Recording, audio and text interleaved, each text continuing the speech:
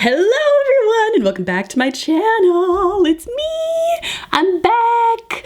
I'm not dead. I'm still here. I may feel dead, but I am still here.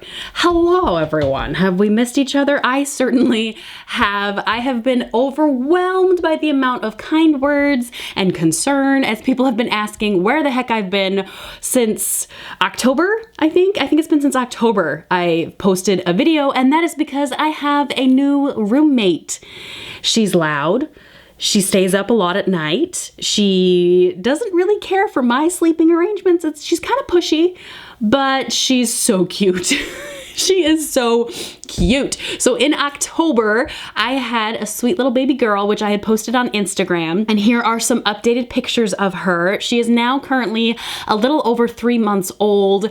I love my little Betty Jean so much. She is so stinking cute. I mean, just look at that face. I can't. I can't. I love her so much. And so with her being about 3 months old, I really haven't had any time whatsoever to do videos or even paint my nails or take a shower or have food. So it's been a little bit crazy over here, but I am gambling today. She is currently taking a nap right now, and I have the baby monitor right here. And I'm hoping I can try to get my nails done. Now, I'm currently wearing a manicure that I put on my nails a week ago.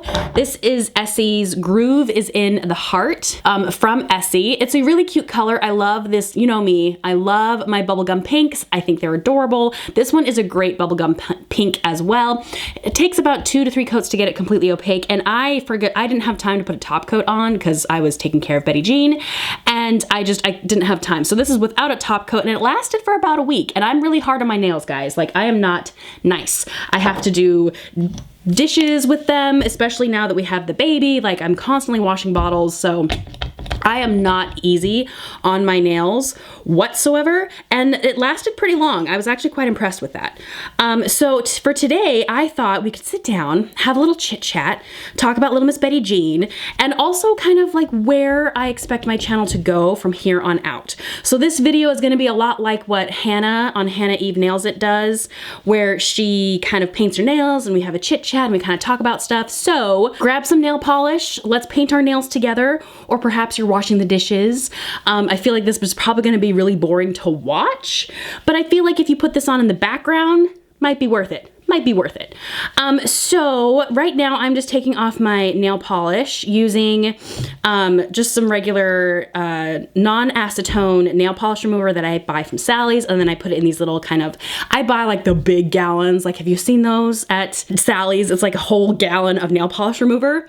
That's how I buy my nail polish remover, and then I kind of decant it into these little tiny pumps that I find at the dollar store. Sometimes they break. I've noticed that over time, because I use mine a lot, and also I have like nail polish parties where I have people come over and paint their nails, so my pumps get used a lot. They do break over time. I've noticed that they kind of don't last very long, but when you buy them at the dollar store, I really don't mind. So the condition of my nails has been really bad because obviously after you have a baby, your nutrients kind of go out of whack, and especially for me, I don't take care of myself as well. I forget to eat. I forget to take my vitamins, which I know is super bad. And plus, just bouncing back after delivery is really, really hard, and being pregnant is just super hard on your body. So my nails have been super brittle. They've been breaking like crazy, and they haven't been growing very well because I know it's because I'm not taking care of myself. That's why they're not growing. So they're kind of short right now, and recently I had been doing gel nail polish because I was washing the dishes so much and my hands were constantly getting wet. My nails were breaking left and right, and like they would break below the nail line, which is so painful. So I started using gels to keep my nails stronger, and they really, really worked. Unfortunately though, they kind of did some damage to my nail beds just because you have to sand or you have to like buff your nails before you put them on. I also was using a poly gel system, which is kind of like an acrylic / gel like nail enhancement, because my nails were getting so broken and like they were breaking so badly. Like I needed to build up the nails to keep them strong. So I was using a poly gel system, and that also kind of messed things up just a little bit, just because I was a little bit rough on the last removal of it, and I kind of probably went too deep as far as like sanding off all the product.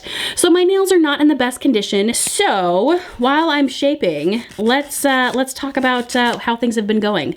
Been doing really, really well. Ever since the delivery, which I don't know if we should talk about today, because I feel like there's other things we can talk about, but maybe like if I run out of stuff, then we'll start talking about delivery. But ever since the delivery, things have just been kind of crazy because she was born in October. So right after October is November, obviously, that's how the calendar works. And Milo's birthday is in November. And of course, we kind of wanted to really make his birthday special because baby sister was just born. And so we didn't want him to feel like, you know, he's been an only child for almost 8 years. And having a new baby in the house is probably a little bit jarring. So his birthday also happened to be on Thanksgiving Day this year. So with having a newborn in the home, I did not really have the energy nor the time to plan any birthday parties. So my husband took Milo to the water theme park on Thanksgiving Day, which was awesome. So I didn't have to worry about making a meal. We didn't actually have a Thanksgiving meal. It was all like, let's just celebrate Milo's birthday. So they went to the water park because I couldn't go because I was still healing from postpartum stuff, like physically, like I still had stitches and stuff, so I couldn't go. Plus, like with the newborn, it was going to be a hazard. So just Milo and Chaz went to the water park. We did not do Thanksgiving dinner. We just kind of celebrated the awesomeness that is Milo. And it was a good Thanksgiving. It was just a little bit stressful for me because I was still recovering and I had a lot to do that day, and it was just a little bit much. After Thanksgiving came Christmas, and Christmas was a big one this year. Normally my family gets together for Thanksgivings because I live in the Midwest, and most of my family live, like some of my family live in the Midwest, but most of them live out west. And so it's kind of tricky in the winter to come and visit because you might get trapped by snow or cold weather. So we usually try to get together for Thanksgiving, and then Christmases are kind of celebrated separately, just because if you come in for Christmas, you might not be able to get out. So we skipped having Thanksgiving this year because it was so close to Betty being born. So instead, we all met up for Christmas this year, and they all came to our house because we had the newborn and it was easier for everyone to come to us than for us to go to them. And it was a little bit crazy, not gonna lie. It was very stressful. I'm trying to show you here. I got my Blue Cross cuticle remover that you can buy at Sally's. Dipping my Q-tip in there, and I'm just gonna sweeping it across my cuticle. So yeah, it was a little bit crazy having my whole family here because we wanted to make tamales as our Christmas dinner. Some of my family was actually staying here in my house. And so it was just a little bit crazy. And then my parents drove from South Dakota. And if any of you are from South Dakota or in that area, you will know that after Christmas, there was a gigantic blizzard in South Dakota. And so my parents were stranded here. There was no snow here in Wisconsin, but there was lots of snow in South Dakota. So they couldn't get home. I think they stayed like almost a week longer than they expected because of the snow in South Dakota. So it was a perfect example as to why we don't do Christmas because the Midwest is crazy and can't stay in its lane as far as weather. But it was a really, really fun time. And then after Christmas, things definitely settled down, but then we get into the buzz of the new year. And this is where things kind of get a little crazy once again because of the weather. So I'm sure most of you are fully aware that there was this huge thing called a polar vortex that decided to descend upon the Midwest. And we have been dealing with that this past week. Because of Martin Luther King Day, that was one day gone. And then they had teacher in service, so that was another day gone. And then school was canceled 3 more days during that time for snow and the polar vortex cold weather. And so in the course of 2 weeks that he should have been at school, he only was at school for one week. So that was a little bit crazy having him home when we're all trapped in the house and we can't go anywhere. But the weather is finally lifted. We're in a heat wave right now. It's 20 degrees outside, and that's a heat wave in our eyes. After what we just experienced. But yeah, other than that, things have been going really, really well. As far as like my recovery, we'll talk about that in a minute. But to sum up, I'm doing great. I'm feeling really good. I'm feeling strong. I'm feeling happy. Things are going really, really well. As far as like Betty, she is doing fantastic. She is growing. She is sleeping. She is eating. She is doing all the things a baby should be doing right now. And she's just adorable. And I just love her to pieces. And then a quick little like talking about what to expect from this channel in the future before we start getting into like the delivery stories and stuff like that. I'm not quite sure. Honestly, I'm not quite sure how things are going to be going from here on out because I do have limited time, but at the same rate, I really love doing this. Like this truly makes me happy, making videos and doing my nails. Like I didn't realize how happy doing my nails made me until I couldn't do my nails for like 2 or 3 months. That's when I realized, oh, I really like doing my nails and I miss doing my nails. And more importantly, like I miss talking with you guys and I miss sharing with you guys and I miss just having this community to join in with me on loving the things that I like. So I'm not quite sure what the destiny is of this channel. I would love to say that, yeah, I'm gonna be posting, you know, once a week and it's gonna be awesome and reviews are coming back and polish pickup is coming back and all of this stuff. But I think in reality, I don't know, because it's hard having a baby. She demands a lot of attention and she still hasn't quite figured out her napping schedule yet. So she's kind of like sporadic in her naps. And so I don't know. I don't want to commit and say like, yes, you will be seeing a video from me once a week because I don't want to let you guys down, but I also want to try. So I think for right now, I'm not committing, but I am saying that I'm going to try to film as often as I can. I'm going to kind of step back from nail polish reviews just because I feel too much pressure on myself. I put too much pressure on myself to get those reviews out in a timely manner. So like if we're dealing with a spring set, I want to get it out for spring. And I feel like that is kind of my downfall, and that's why I don't do it, because if I'm not going to get it out in time, I'm not going to review it. So I think what I would rather do, and you guys can let me know in the comment section if this sounds okay to you guys, is maybe focusing less on reviews and maybe focusing more on like these types of videos. Just kind of, let's paint our nails together. Let's sit down and talk about some of our favorite colors. Let's just talk about nail polish and maybe review every now and then if I have the chance.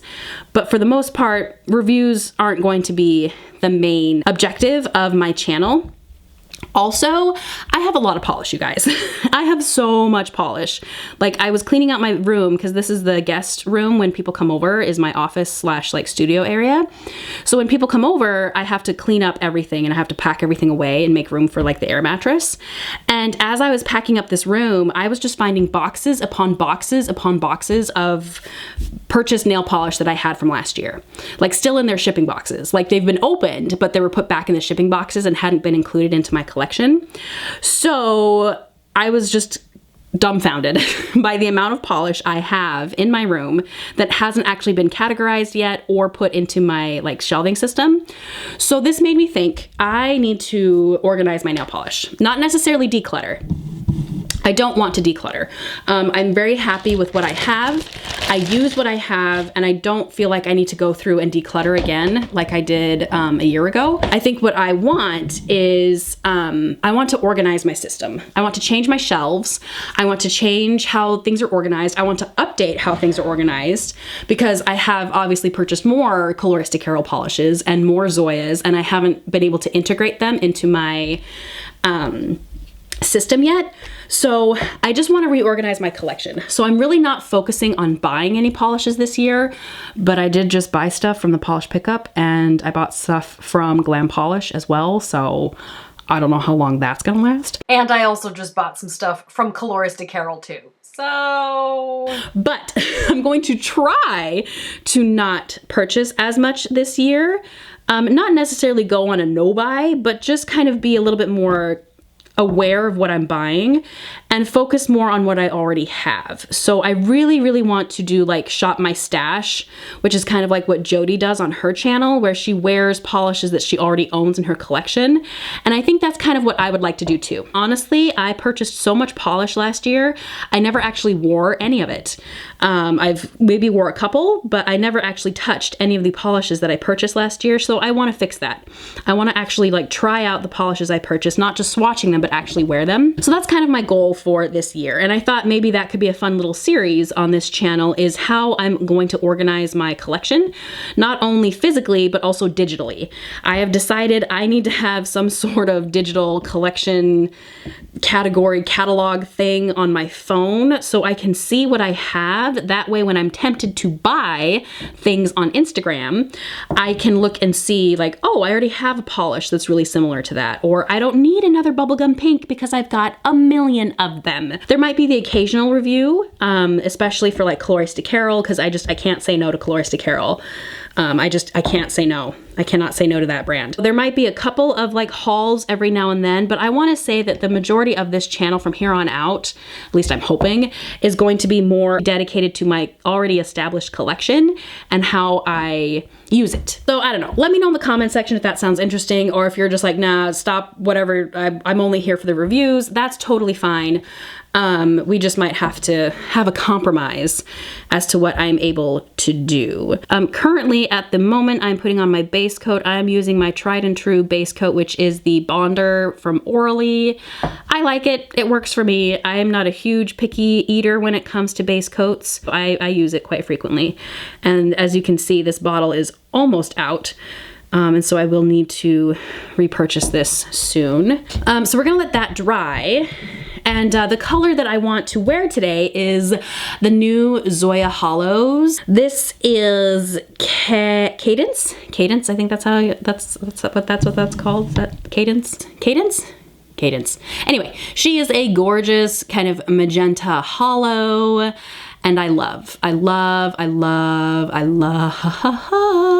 so since we are in February, I thought, yep, it's time to roll out all my pinks and my reds. And I knew I wanted to wear this one immediately because I've seen so many swatch photos of this beauty and it looks amazing. Let's get into this birth story, shall we?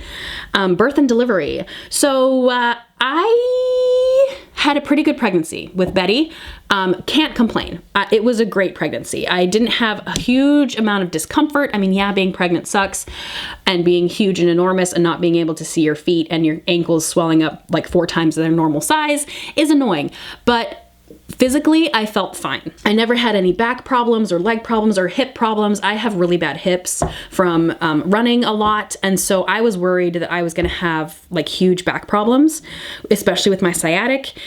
No problems. It was really nice. I was really smart about what I did physically and I was stretching a lot. I was, however, terrified the entire time of not so much delivery, but of postpartum stuff, because I had postpartum depression with Milo, my first, and it was undiagnosed. And this color is amazing. Oh, that is just gorgeous. It was undiagnosed and it was miserable. It was like probably the worst time of my life. It was not a good time for me. So this entire pregnancy with Betty, I have been terrified that I am going to go back to that dark place after she was born.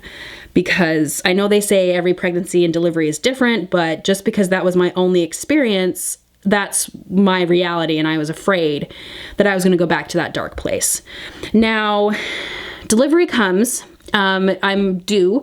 I've definitely reached my due date, and the little stinker would not come out. So I was having pretty bad contractions. This was back at like maybe 28 weeks.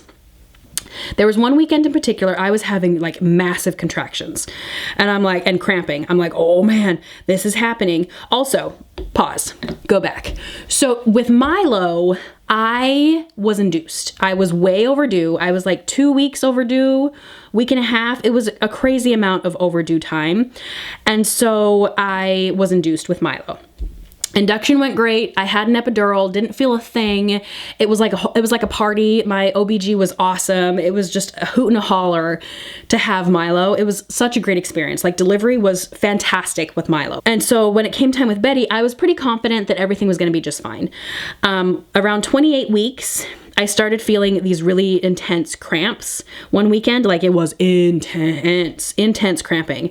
And they were kind of frequent, but not really like constant. They were long, and you know, for those that have had babies before, like, you know, those cramps, like it comes and it goes in waves.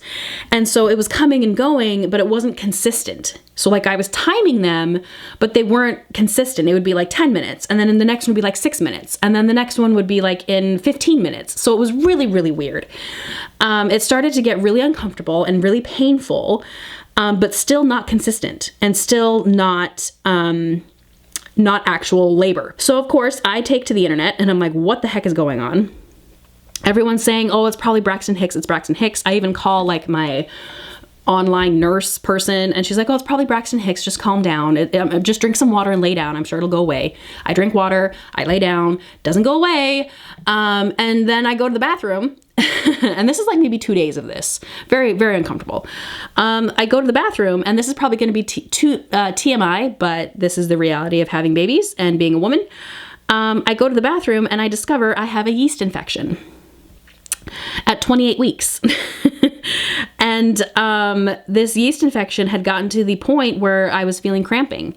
And that's what was causing my labor, was the cramping from my yeast infection. So I got myself a Monistat kit, and I called my nurse and I said, it looks like I have a yeast infection. Is it okay? She's like, absolutely. You should probably come in, because this was happening on like a Sunday night. She's like, come in the morning on Monday and we'll check it out just to make sure that you're not actually in labor. And so I go in and see my doctor, and yeah, sure enough, it was just a yeast infection. Here I thought I was going to labor, and it was just a yeast infection. So that took about a week to clear up. And during that entire time, I was still feeling cramping, and I was still feeling discomfort because of the yeast infection. And then there was nothing. And then there was nothing. I felt absolutely nothing. No cramping, no, none of that stuff. There was one Sunday where I was at church and I was feeling it, and it was somewhat consistent. And the cramping contractions were like pretty long, and they were consistent in time. And so I'm like, okay, I'm not going to say anything. I'm not going to jinx myself, but I think this is happening. And I started walking around at church. Like, I didn't attend the rest of the Sunday school meetings. I just was walking circles around the building, and then they went away. They totally went away. The next day, I'm like, okay, well, it started yesterday, so I think let's just put this to the test. So next day is Monday. I hit my treadmill hard. Like, I am walking all the time on my treadmill. Walking. Any free moment I have, I am walking. Nothing. Absolutely nothing. And at this point, I'm already overdue. Like, she's due. Like, we're like a day before the due date, and nothing is happening. So luckily for us, I had talked to my doctor beforehand, and we had talked about how Milo, my first, was induced. So she's like, well, we can induce you if you want. If you just want to be induced, like, let's just go for it. If you think you're going to go late again, let's just go for it. Plus, I was getting super anxious about it. So she's like, well, let's just like maybe set up an induction date, because you can do that whenever you want. Like, if you're past 28 weeks, you can be induced if you want. This was my doctor saying this. And so I said, okay, sure. So we set up a date. We set up the Thursday after my due date. My due date was a Tuesday, I believe. At this point, I was having contractions. And I'm like, well, I'm walking and I think this might be happening. She's like, well, let's set up the due date just in case. Or let's set up the induction date just in case. And if you don't need it, you don't need it. She's like, but let's just, let's get her out of there as soon as you can, because we don't want you to go too big, because then it's going to be harder on you. And I said, yeah, that's what happened with Milo. He was way big when he came out, and it kind of tore things up. So she's like, all right, let's set a date. So I set a date for induction, thinking like, okay, that's kind of my backup plan. Well, turns out Betty just did not want to come out. She was insistent that she was going to stay in there forever. So we went past our due date. Nothing happened. This color. I love Anywho, so we went past our due date. She did not come out. So we went in for induction. I went in around 2 or 3 in the afternoon, I think, or maybe 1. That morning, it was so cute. That morning, we took Milo to school. Chaz had taken the day off from work. So we took Milo to school. And then for lunch, we went to go visit him for lunch. And we had lunch with him, and we brought like a special lunch with us that we all ate together at school. And then I told him like, okay, mommy's going to the hospital, and when I come back, like baby sister's going to be here, and so grandma's going to take care of you. Everything's going to be fine, but this is kind of our goodbye. And so we got a little emotional because it's sad. Like it's our last time with just the 3 of us. As soon as we're done with Milo's lunch, we go straight to the hospital, and they sign us in, and they get us all ready, and they put us in our room. And luckily, since we had set up our induction, we got like the Mac Daddy of all the rooms because we had planned ahead. And we had gotten like the really nice delivery room that was huge and really roomy and spacious. So we, you know, kind of settled ourselves in. We were waiting for quite a long time because they needed like blood work done. It was the IV. That was the problem. They had to set up the IV. And for some reason, the person, what's the name of the people who do the needles and stuff for blood taking? The phlebotomist or whatever? Is that? I don't even know if that's the right term. But anywho, the person who was supposed to set up my IV took forever to get there. Took forever. We had a couple of nurses try to put my IV in, and it turns out I have very difficult veins because I had at least 2 or 3 different nurses try to find my veins to get the IV in, and they just couldn't do it. They could not do it. And it was kind of painful because they were like fishing around for a vein and they couldn't find it. So they finally had to call this like specialist, but he is a specialist, but they were a little bit like, oh, they use machines to help them because basically they use like a sonar kind of machine that helps them find the vein, and so they can just stick it right in there, no problem. So we had to wait, I think like almost 2 hours for that person to show up because obviously we couldn't start any of the Pitocin until I had my IV in. Because that's obviously how it gets into my body. So that took forever. It took so long waiting for that person to show up. And then once they did, they stuck the Pitocin in, and I think we actually started the Pitocin around like 4 or 5. And we had gotten there maybe at like 1:30. So Pitocin starts, and yeah, me and Chaz just kind of hang out. We had brought our Amazon Fire Stick to the hospital, and they had TVs that allowed you to hook up like HDMI ports and stuff. So we just hooked up our Fire Stick and we watched Forged in Fire, which is our favorite show. I love that show on Hulu. And we just watched like, I think we watched 1 million episodes of Forged in Fire. As we were waiting for the Pitocin to kick in, around, I want to say maybe like 6 o'clock, 7 o'clock, I started feeling the contractions more. And when you're on Pitocin, it's like just constant waves of contractions. They really don't go away the way they do in normal delivery. Like with normal labor, there's spaces in between, but with Pitocin, it's just constant wave after wave after wave of contractions and cramping. So around 6, I want to say I started feeling cramping. Nothing terrible, but just kind of like, okay, yeah, I can feel that. At one point, I can't remember exactly at what time, they came to break my water because I had finally been dilated. Oh, that was the other thing too. I was stuck at like 2 centimeters dilation for like a week and a half. I was at 2 centimeters or 3. And so they started the Pitocin. I still wasn't dilating. They bumped up the Pitocin, started dilating a little bit more. And once I can't remember how big I was when they finally broke my water. But there was one funny moment when like they had broken my water and I was laying down on the bed, and obviously they had like cleaned it up as best as they could. And you know, I hadn't stood up yet, but I had to go to the bathroom.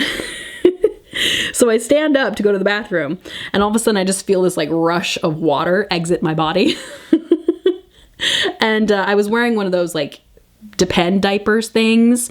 So you couldn't obviously see anything, but I like turned to Chaz and I'm like, am I peeing? I feel like I'm peeing. Am I peeing? Because I stood up and my water was still like falling, I guess you could say, from them breaking my water. And he looks down and he's like, I don't see anything. And I'm like, I feel like I'm peeing. So yeah, that was kind of a funny little moment. So around, I want to say they keep coming in and they check, and I'm slowly progressing, like as far as dilating, it's not that big of a deal. I want to say it was like 8 o'clock. Hold on, I gotta figure out what time she was born, because it was fast. It was like super duper fast. So she was born at like 9:49. I want to say at like 8 o'clock, maybe like 7:45. They come in and check, and I'm like 5 centimeters, 6 centimeters dilated. I am feeling cramping pretty bad. Like I'm feeling it, and it's not painful. Like I can still talk through it, but it's like, oh, this is getting uncomfortable. So I'm feeling the cramps. I'm feeling the pain.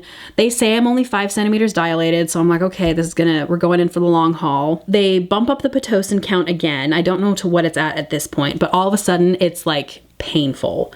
Very, very painful. I'm feeling the pain a lot. Like the cramping is getting really bad. And like I said, when you're on Pitocin, it's just wave after wave after wave. You really don't get any breaks. It's just constant. And at this point, I had not had my epidural put in yet, because I thought like, I'm a woman, hear me roar. Like I don't need an epidural yet.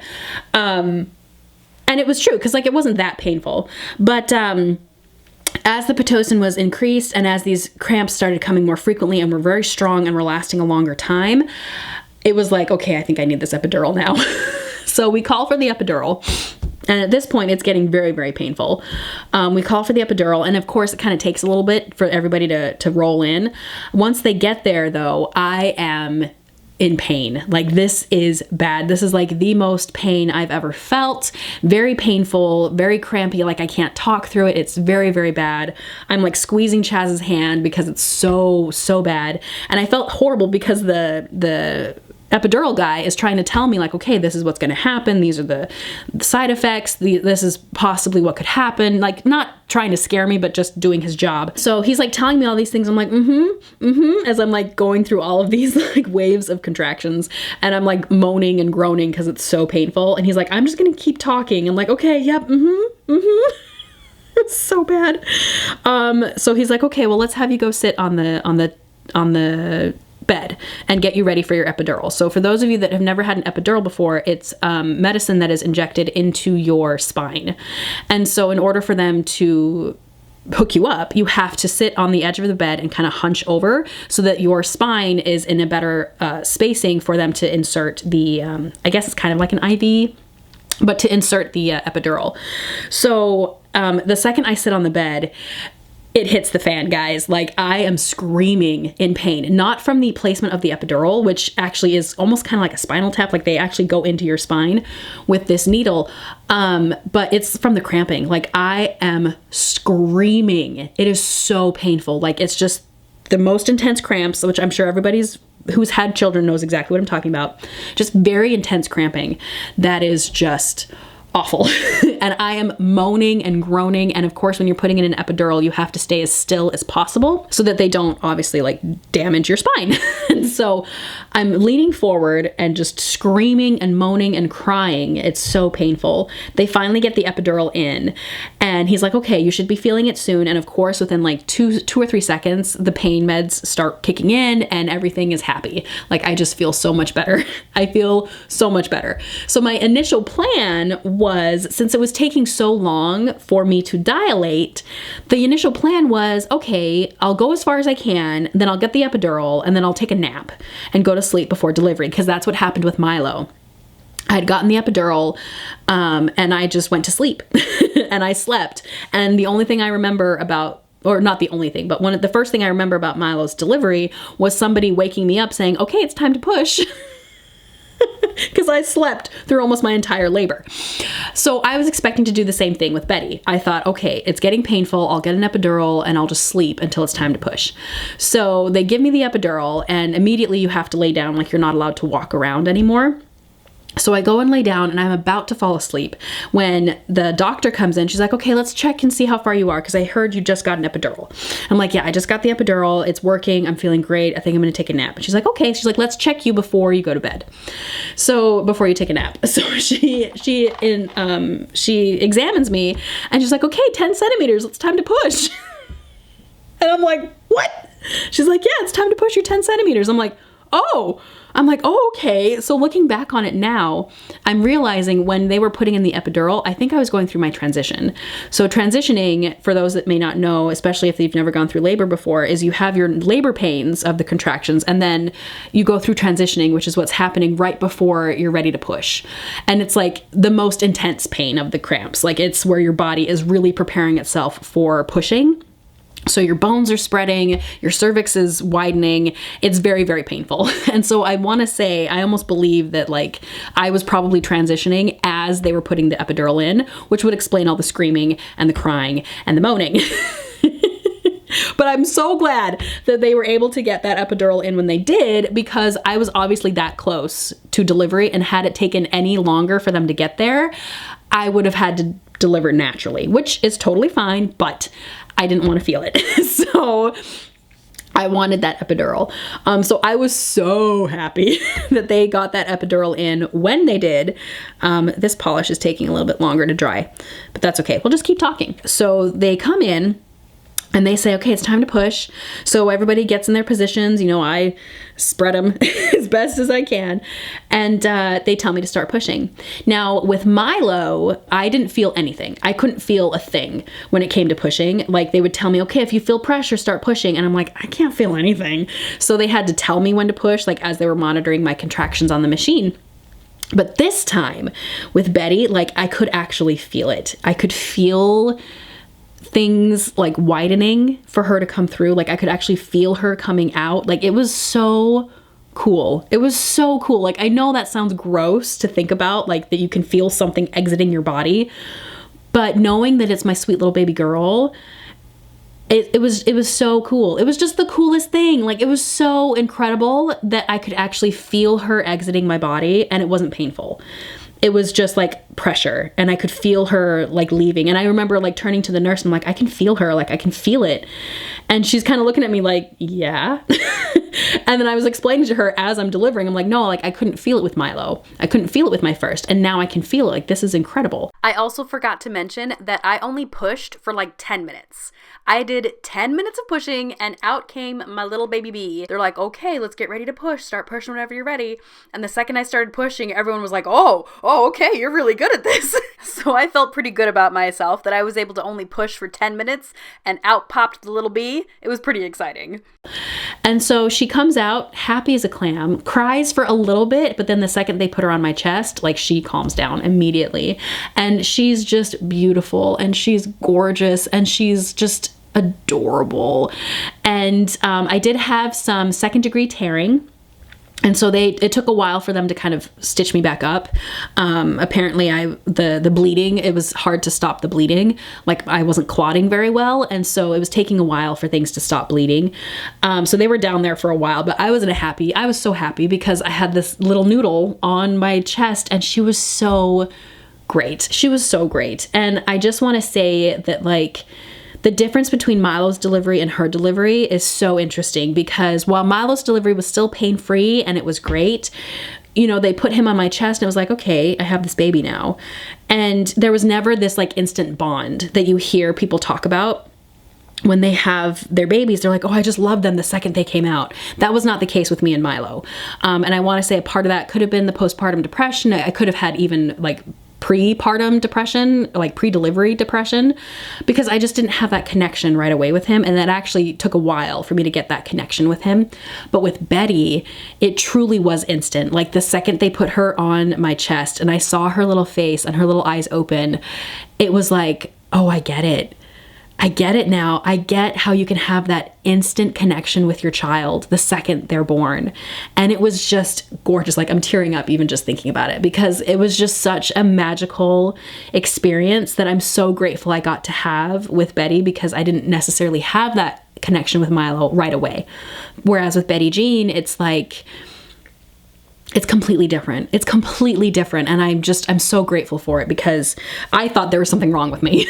I thought, oh, I must be broken. I must be a monster that I can't connect with my child the second it's born. But it was magical. It was so great. So we just kind of cuddled as a family while they were fixing me up, and while things were cleaning up, and I had to like wash up and stuff like that. And they had to wash her up.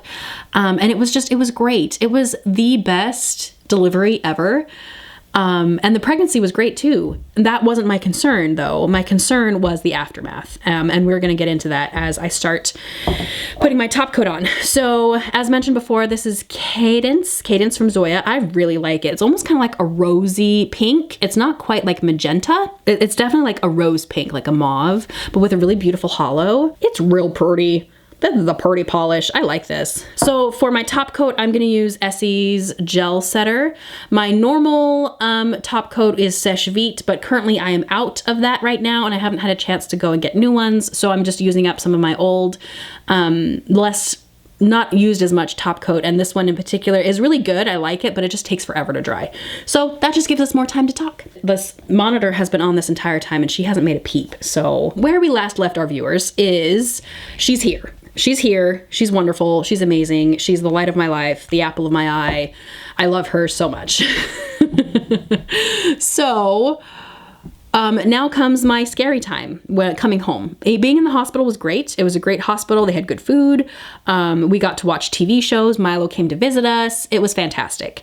Coming home though was the scary part because that's where the rubber meets the road and you really find out who you are as a person. When you bring home a child who is barely, 24 hours old. So we come home and immediately I'm petrified because I do not want to fall into depression. I adjust as best as I can. Obviously it's really difficult because you have a newborn and you just like tore up your insides. And like I said, I had 2nd-degree tearing, so I was, not on bed rest, but I shouldn't be walking around a whole lot. Like it was very painful to sit. I had torn with Milo, but I don't think it was 2nd-degree. I think it was only 1st-degree tearing. The 2nd-degree tears they mean business. And so recovery physically took a lot longer than it did with Milo. Recovery with Milo was like not too bad. I don't remember being so uncomfortable and in pain as long as I was with Betty. And I think it's because I had 2nd-degree tears. Sitting down, standing, walking, sneezing, coughing, laughing, pooping, peeing was all very, very painful. Especially coughing and sneezing. There were several times that I would sneeze and all of a sudden this rush of blood would come gushing out again. I'm like, oh great. It was just bad. It was bad. But luckily I had prepared. I had all of our stock of supplies ready as far as like feminine hygiene stuff like pads and Depends and things like that. It was just, it was really painful. It was very painful to heal from that process. Like going up and down the stairs was terrible. Luckily, Chaz was able to have paternity leave.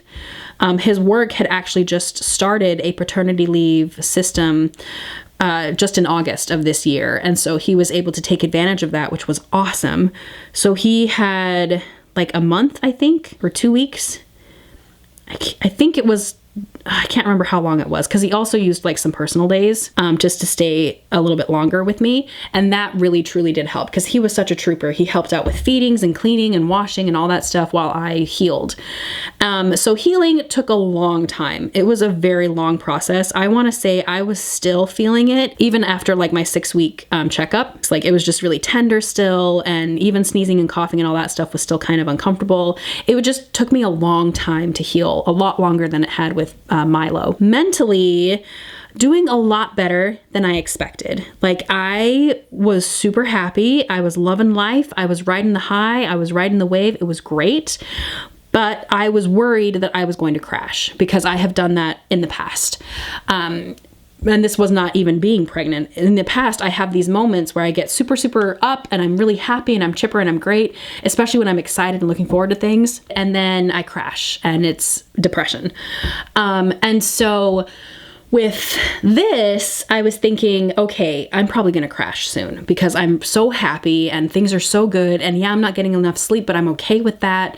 I think I'm going to be okay. But in the back of my mind, there was just this constant like, are you sure? Are you sure? Are you sure you're not going to crash? And then you're going to be a mean monster again? Like you don't know what's going to happen. So I'm kind of walking on eggshells, expecting to have this huge crash where I'm going to fall into this pit again and not be able to crawl out without being medicated, which is what I did with Milo, and it was fine. And it was, it never came. It never came. There was one moment where it was like, okay, I'm on the verge. Like I could feel myself on the very edge of this like pit. And I'm like, I'm not going in there. I'm not doing it. And so I luckily was somewhat healed, not enough to like get back into my exercise, because that's what really helps me curb my depression is exercise and getting out and moving my body. Unfortunately, though, you just had a baby and you're not supposed to move your body that much. But luckily at this point, when I was starting to feel myself tip, I just said, screw it. I have to go for at least like a 20-minute walk, just a slow pace. I need to move my body. And I think that helped because I never truly fell into the pit. I mean, sure, I had my bad days. Everybody does, feeling a little bit tired, a little bit sad, a little bit more angry, a little bit more on edge. But I never, ever fell back into that pit, which I'm so grateful for. I'm so very grateful for that. It was scary for sure. It was kind of a little bit of an adjustment having her around, but also trying to manage my depression. But I did it and I feel okay. And there are still times where I'm like, geez, this is really hard, but it's not depths of despair, which is what it was like with Milo. And of course, now I know what to do when I get into those places, and I'd have no problems taking medication for it either. So yeah, it's been really good. Like mental health wise, I've been doing great. Really happy, still finding the happier things in life, even though I'm not having time to do the things I really love, like YouTube. I'm still happy, and I just love having this little bean around because she's the cutest thing on the entire planet. Christmas was a little bit crazy, and that also kind of made me, I think, push it a little bit too far for me mentally. But I bounced back. And that's how I know that I'm okay, because if I have these really stressful situations and I bounce back, I know I'm doing all right. So mentally doing great. There was a little bit of a stressful kerfuffle regarding breastfeeding. And this was another kind of trigger for me as far as possible falling into depression. With Milo, I really struggled with breastfeeding, and I'm almost guaranteeing it was because of the postpartum depression. But I only breastfed Milo for maybe like a month. And I didn't actually breastfeed him. I pumped because I had difficulty with him latching. And it was just really frustrating for me. And it was almost a traumatic experience trying to breastfeed him. Because I just wasn't in a mental place to cope with the stress and with the frustration of breastfeeding. Because let's face it, breastfeeding is extremely frustrating, especially as a new mom. And so with that in mind, I knew right from the get-go we were just going to feed her on breast milk or on formula. I didn't want to put myself back in that situation just because that was one of the triggers for my depression last time. And I thought, you know what, let's protect myself and let's just not even bother. So we had already prepared by getting tons of formula and bottles for her. We were ready to just do the formula thing. And right from the get-go, she was happy because she was fed. She wasn't like crying for waiting for my milk to come in. And it took like 4 or 5 days for my milk to come in after she was born, which was the same thing that happened with Milo. It took a very long time for my milk to come in. And so he was crying and crabby and really upset. And of course he's losing weight, and that's a terrifying feeling, and a terrifying thing to see when you just had a baby and like it's losing weight like crazy because you can't feed it because your milk's not coming in. And it's really, really stressful. And that's, I think, one of the reasons why it was so traumatic for me, because I had these feelings of inadequacy, and I'm not being able to take care of my baby, and he's like malnourished now because I can't make my milk come in. And of course, the more you stress out about it, the worse it's going to be as far as like your milk supply. So my husband and I just decided, let's just save ourselves the heartache and just go straight for formula right from the get-go. And if the breastfeeding thing works out, great. If not, it's okay. And I feel like with us having that battle plan in hand, like ready to go, breastfeeding was actually quite successful. I did not, again, we had trouble latching because maybe this is TMI again, but I don't care. I'm very well endowed. I'm very large, and she is very small, and she has a very small face. And so I needed like 4 hands to hold myself away from her face so she could eat. Otherwise I'd be smothering her. So I know I probably could have gotten help from like a lactation consultant or even like friends or something like that. But again, it just brought on this anxiety and this stress that I just didn't want to deal with. So I'm just like, you know what? We're just going to go back to pumping because I know that I'm good at that. I did it with Milo. It's not that hard. I actually kind of find it relaxing because it's this moment of like, nobody can bother me right now because I am pumping. So if the baby needs something, Chaz takes care of it. Milo can't bother me. Like, I actually really enjoyed pumping because it was guaranteed like mommy time for me and I loved it. So I pumped right from the beginning. As soon as my milk came in, I was pumping non-stop. Basically, whenever she fed, Chaz would be feeding her and I would pump. And I was able to get quite a stockpile of milk. And I was anticipating to just keep pumping until Christmas. That was my goal. I'm like, if I can pump until Christmas and give her milk until Christmas, then I can stop and I'll feel fine with that because she'll be about 3 months old. And that was my goal. Because I'm like, that is 2 months longer than what I did for Milo, and Milo turned out great. So I feel like that's bonus fries if I can get her to Christmas. Well, as soon as Chaz goes back to work, things change dramatically. I'm finding less and less time to pump because, you know, she doesn't, as soon as she falls asleep, I have to start pumping. And then by the time I'm done pumping, she's awake again. Or I eat and then she's awake again. So I was getting really stressed out about it. I was feeling like a failure because I wasn't providing for my daughter the way I wanted to. And so Chaz and I just decided, you know, come around Thanksgiving, it got really bad. It got really bad around Thanksgiving. I was really pushing myself with the pumping. I was getting really upset with myself that I wasn't able to provide as much as I wanted to. And mainly, it was just a bad subject. Like, it was just something we didn't talk about because it would just get me so upset. So finally, it was around Milo's birthday. Chaz and I were just like, you know what? Maybe it's time to stop. Maybe it's just time to stop. And of course, I started crying and getting really upset because it's like, I need to provide for my child. And I feel like I'm stopping for such a selfish reason because the reason I was stopping was so that I could work out again. Because I had gotten my 6 weeks clearance from my doctor. She's like, okay, you're free to work out again. And you can be okay with that. And so I'm like, yes, like that is how I'm going to battle my depression is by working out. And so the only problem was I didn't have time to work out because I was pumping. Every free moment I had was pumping. And I was getting really frustrated and it was triggering my depression because I was getting upset and frustrated and I couldn't work that anxiety and that frustration out by working out because I was pumping. And so Chaz and I had a heart-to-heart about why I'm pumping and like what's more important, my mental health, or like providing this thing which is really good for my baby, or, you know, being a happy mama. And we decided that it would just be better for me to stop. And so luckily I had stocked up enough breast milk that she still ate breast milk through Christmas. Like we made it to the new year. Because I was able to have so much pumped in the refrigerator. And so she still met that goal of me feeding her breast milk until Christmas. It just ended a little bit sooner than I wanted to because I just couldn't keep it up. But she's still super healthy. She is right where she needs to be. She's in the middle line for her weight and for her height and for all that stuff. So while that was a very difficult decision for me to make to stop pumping, I know it was for the right reasons. I know that I was doing it for my mental health because if I can't cope with stressful situations because I'm depressed, I'm not going to be able to be a good mom for her.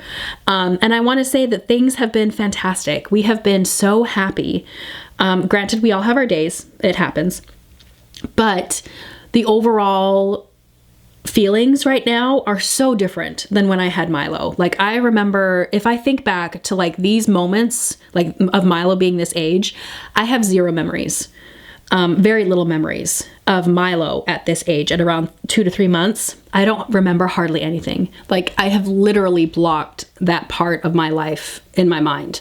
Like I go back and I look at pictures of Milo as a 2-month-old or a 3-month-old and I don't have any memories. The memories I do have are sad and they're upsetting, because it's usually me crying, or it's me yelling at him, or it's me screaming into a pillow or punching a pillow or being upset and being angry all the time. I have very few happy memories of Milo as a small infant, because it was so clouded with depression and with angry feelings and sad feelings. And so I am so grateful, and I'm going to get emotional right now, for this opportunity I've had to almost kind of have a do-over with Betty.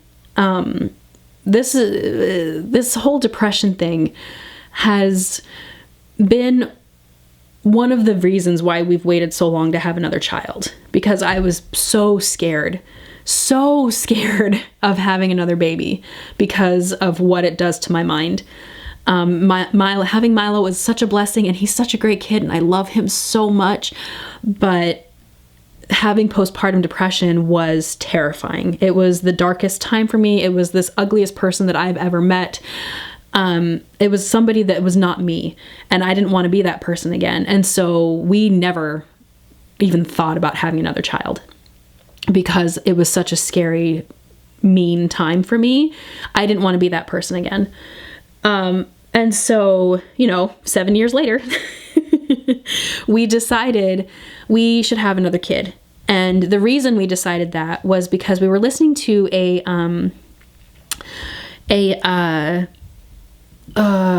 Judy Greer. She had a memoir, like a autobiography kind of thing.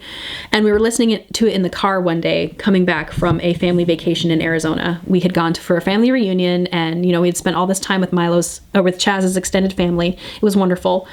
In the car ride back, we were listening to Judy Greer, and she was talking about how she was an only child. And she said her childhood was never lonely. She never felt like, geez, I wish I had a sibling, or I wish I had a brother or sister. She said her mom was really good about arranging play dates for her, and she was always active in like after school curriculum and stuff like that, and activities. She's like, at no point did I ever feel like I'm missing out because I don't have a sibling. She's like, I never missed that. She's like, however, she's like, looking into the future, she's like, that's going to be hard. She's like, looking at my parents and knowing that I'm going to be the only one to take care of my parents isn't necessarily like a burden. She's like, because, I'm fine financially. She's like, I'm thinking about like when they die. She's like, when my parents pass away, she's like, that is going to be really hard. She's like, because I'm going to be the only person who knows what it was like to have my parents as parents. And she's like, yes, my husband will be there to comfort me. She's like, but I don't think anybody can comfort me the way a sibling could have comforted me, like having somebody else around that knows exactly who these people were and knows their life and knows their ins and outs and knows everything about them. She's like, knowing that I would be the only person who has experienced these people in this way as a family member, she's like, that's what makes me sad. She's like, that's what makes me upset, and that's what I don't want to do. And I'm getting emotional because thinking about Milo and thinking about him as an adult, and thinking about, when Chaz and I will be passing along and he'll have to help take care of us and stuff. It's like, yeah. And when we pass away, it's like, yeah, that would be a really hard thing to have to deal with all by yourself. I come from a family of 4. I have 3 sisters, and I love them dearly. They're my best friends. They're my rods. They're my rocks. They're everything I need to help keep me going. And Chaz is the same. He has 3 siblings as well. And he's like, yeah, I love my siblings. And so we had a real heart-to-heart on, are we going to do this? And of course we had these fears of depression and anxiety, and can we handle this? Because we both are very anxious people, Chaz and I. And it took a lot of hard thinking and praying and asking God, like, is this something that we should do? Is this something that we can do? Because we're so scared. And I can't believe how things have worked out. It just goes to show that, like, sometimes you don't know. I don't know. Sometimes there's higher powers out there that know you better than yourself. And I kind of regret that we waited this long. But I also feel like it's important that we waited this long, because Milo's connection to her is absolutely amazing. He looks after her. He wants to play with her. He is almost like a little second nanny to her, because he's like, okay, she needs this, she needs that, she spit up again. Like, he is so involved. And I love that. I love that. I know there's a big age gap in between the two of them, and maybe I should have had them closer together, but I don't know. I think it worked out perfectly. I think it worked out the way it was supposed to work out. And I'm so happy about it. I'm so happy about it. I just wish I had more free time, but that's okay. Free time will come later. But yeah, no, it's been really good. I've been really happy. I've just been sad that I haven't been able to share my happiness with you guys, that I haven't been able to spend more time with you guys, because I have missed you terribly. And I see all the comments and all the questions and how are you and how things are going. And it just was too hard to respond before, just because I had my arms full with baby. But now things are great. Like, things are so good, and I'm feeling really good. I'm feeling super motivated, and really, I feel like myself, which wasn't the case with Milo. It took a long time for me to feel like myself again. And with Betty, things have it's just so different. I mean, it's true what they say, that like every kid is different, every pregnancy is different, every recovery is different. And this one is magical. Like, again, I feel like it's my do-over. It's my mulligan. It's my chance to kind of redeem myself and be like, see, you can do this. Like, you're not a failure. You are a good mom, and you have amazing babies, and everything's going to be okay. So that got a little introspective, which I apologize, but this is what happens when I get chatting and I haven't talked to an adult in like forever. So there you go. And so that's my update. That's my life update and my mental health update. Things are going great. Channel is hopefully going to revive itself and come back from the dead. And we're going to have a good time over here. It's just going to be great. It's going to be colors and paint and sparkles, which is what I need in my life. Let's look at these nails, shall we? I did 2 coats of my Essie gel. What is this? Gel setter. Love this. It's so shiny. I forgot how shiny this top coat is. And it actually dried pretty quickly. Granted, I was talking the whole time, so maybe that's why it seemed like it dried faster than it did. But yeah, so that's it. Awesome. Okay, so that's the video for today. Since my nails are done though, I think I am going to film another video. I kind of want to do like a polishes I want to wear for February kind of thing. I don't know when that video is going to come out. Hopefully soon. Maybe the middle of February, that's when it'll come out. Who knows? But either way, I just wanted to say thank you so much for all of your kind words and for all of your interest and make sure things are going okay. I am doing great. I am back in the saddle. Let's make this nail polish channel come back, and let's just have some fun. But I'm going to go check on my baby because this has been on the entire time and she hasn't made a peep, and it's been well over an hour. So normally she starts fussing right about this time. So I'm gonna go check on my little Betty Jean, and I will see you guys in the next video. Love you guys so much, and I'll see you around. Bye.